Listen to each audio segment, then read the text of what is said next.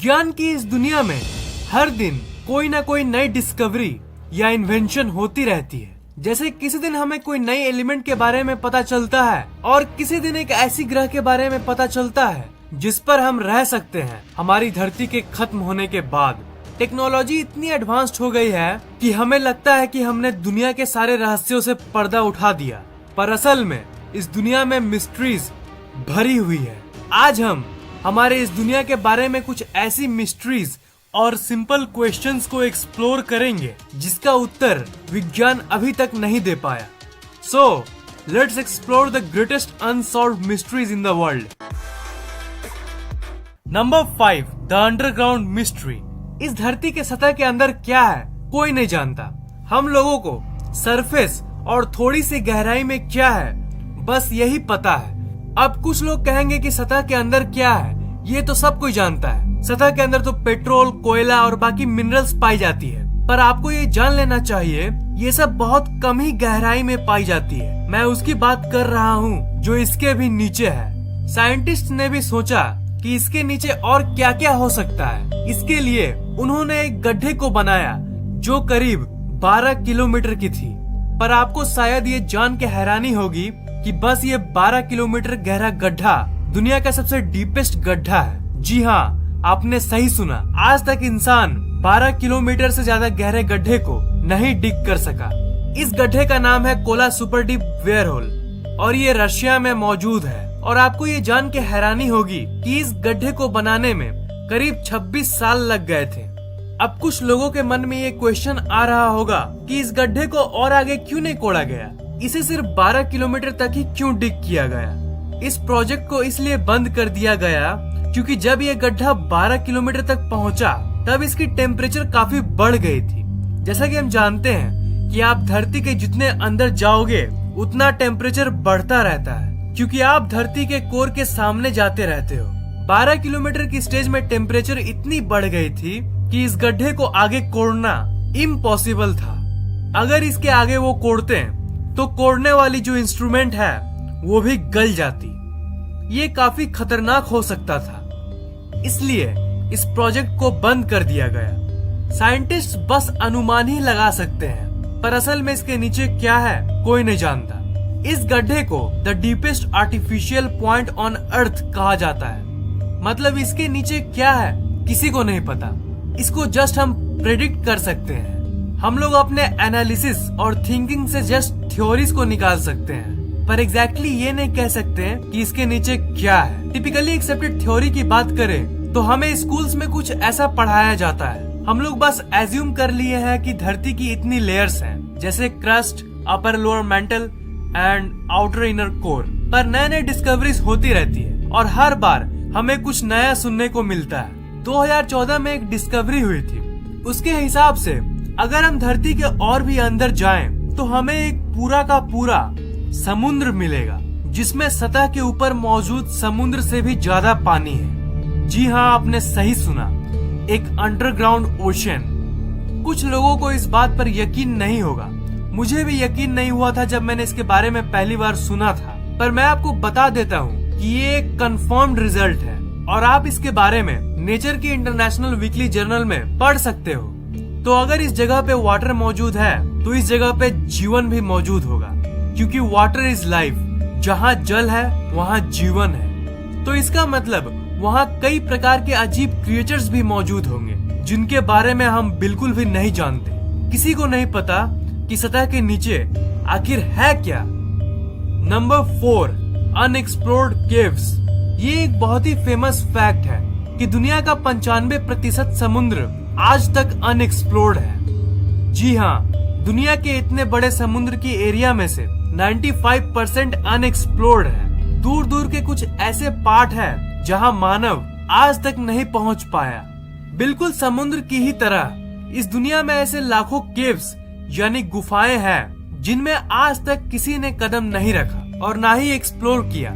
और जो गुफाएं पाई भी गई उसमें से ज्यादातर किसके लिए बनाए गए थे ये कोई भी नहीं जानता। नेशनल ज्योग्राफिक ने एक रिसर्च के बेस पे ये अनुमान लगाया था कि बिल्कुल समुद्र की ही तरह इस दुनिया में जितने केव्स हैं उसमें से 90% को हम लोगों ने कभी भी एक्सप्लोर नहीं किया। अमेरिका इस दुनिया का सबसे एक्सप्लोर्ड जगह है, मतलब यहाँ के लगभग हर जगह को एक्सप्लोर किया गया है। पर क्या आप जानते हैं कि अमेरिका जैसी अच्छे से एक्सप्लोर किए हुए जगह पर भी आज तक सिर्फ 50% गुफाओं को ही एक्सप्लोर किया गया है। इससे तो आप समझ ही सकते हैं कि दुनिया में कितने सारे रहस्यमयी गुफाएं हैं। उन गुफाओं में कैसे कैसे अजीबोगरीब रहस्यमयी क्रिएचर्स होंगे, ये किसी को भी नहीं पता। Number 3, how the moon was formed. हम चांद को बचपन से जानते हैं, इसके बारे में हम कहानियां सुनते आ रहे हैं। रात को चांद बहुत ही खूबसूरत दिखता है, पर एक क्वेश्चन है जिसका आंसर किसी को नहीं पता कि आखिर चांद बना कैसे। How the moon was formed. आप में से कुछ लोगों ने कई थ्योरीज के बारे में जरूर पढ़ा होगा, पर ये जान लीजिए कि वो जस्ट थ्योरीज हैं, और थ्योरीज तब निकाली जाती है जब किसी चीज का एग्जैक्ट और एक्यूरेट आंसर हमें नहीं पता चलता। चांद के फॉर्मेशन का सवाल भी बिल्कुल कुछ वैसा ही है। हमारे पास इस क्वेश्चन के थ्योरीज मौजूद हैं। चार्ल्स डार्विन के बेटे जॉर्ज डार्विन ने भी एक थ्योरी निकाला था, और उन्होंने ये कहा था कि जब धरती नहीं थी तब कोई चांद नहीं हुआ करता था। उस समय धरती की स्पिनिंग की रफ्तार काफी तेज थी। धीरे धीरे ये इतनी तेज हो गई कि धरती का कुछ हिस्सा स्पेस में चला गया, और ग्रेविटी के चलते वो टुकड़े आपस में जुड़ के एक गोलाकार ऑब्जेक्ट बन गई, जिसे हम चांद कहते हैं। और जब वो पार्ट धरती से अलग हुई तब धरती की स्पीड नॉर्मल हो गई। दूसरी थ्योरी ये कहती है कि चांद कहीं और फॉर्म हुआ था, और किसी समय ये धरती के करीब से गुजर रहा था, पर धरती की ग्रेविटी इतनी ज्यादा थी कि धरती ने इसे पकड़ लिया, और आज तक चांद धरती का चक्कर काट रहा है।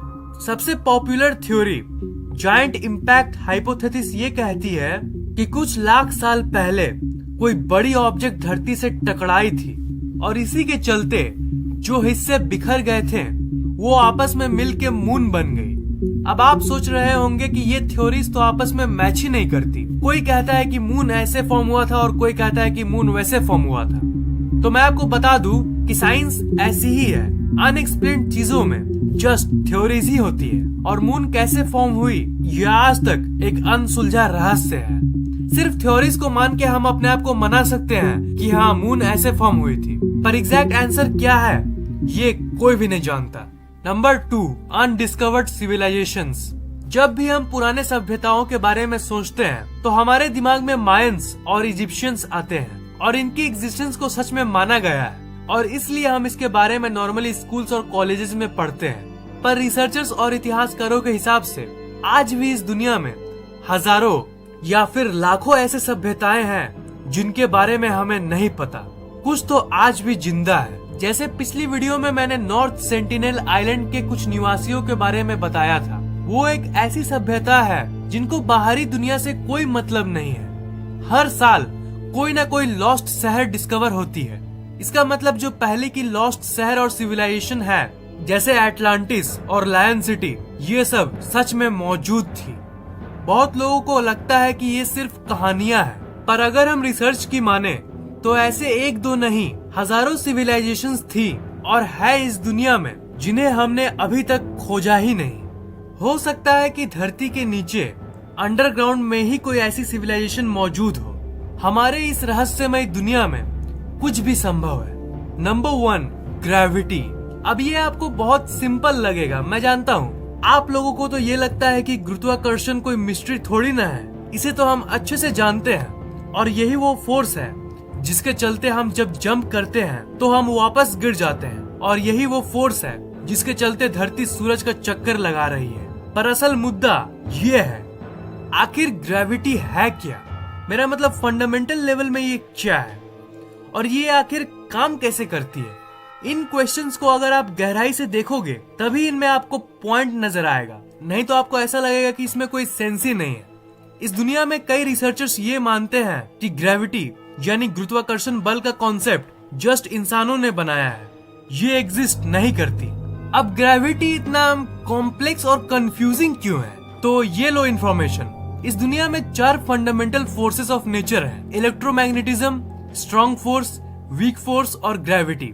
ग्रेविटी इस पूरे ब्रह्मांड को होल्ड करती है, पर क्या आपको पता है कि ये इन चारों फोर्सेस में से सबसे वीकेस्ट है? इन चारों में से जो वीक फोर्स है उससे भी अरबों गुना ज्यादा छोटी है ये फोर्स। इसी के चलते ग्रेविटी को एक मिस्टीरियस फोर्स माना जाता है।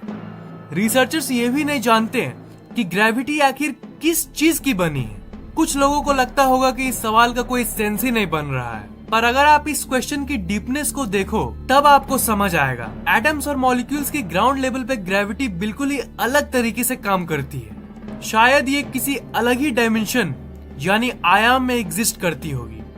खैर, ये क्वांटम फिजिक्स एक अलग ही टॉपिक है जिसकी इंफॉर्मेशन मैं दूसरी वीडियो में कवर करूंगा। कई लोग तो ये भी मानते हैं कि इस धरती पे कुछ ऐसे जगह भी है जहां ग्रेविटी के लॉज काम नहीं करते।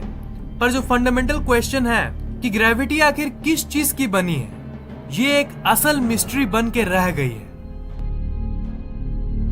इस वीडियो को लाइक, कमेंट और शेयर करना मत भूलिएगा और मैं हर 2 दिन में ऐसे ही इंटरेस्टिंग वीडियोस अपलोड करता रहता हूँ, इसीलिए इस चैनल को सब्सक्राइब करना मत भूलिएगा। आप हमारे फेसबुक पेज को लाइक, ट्विटर और गूगल प्लस को फॉलो कर लीजिए ताकि हम लोग आपस में हमेशा कनेक्टेड रहें।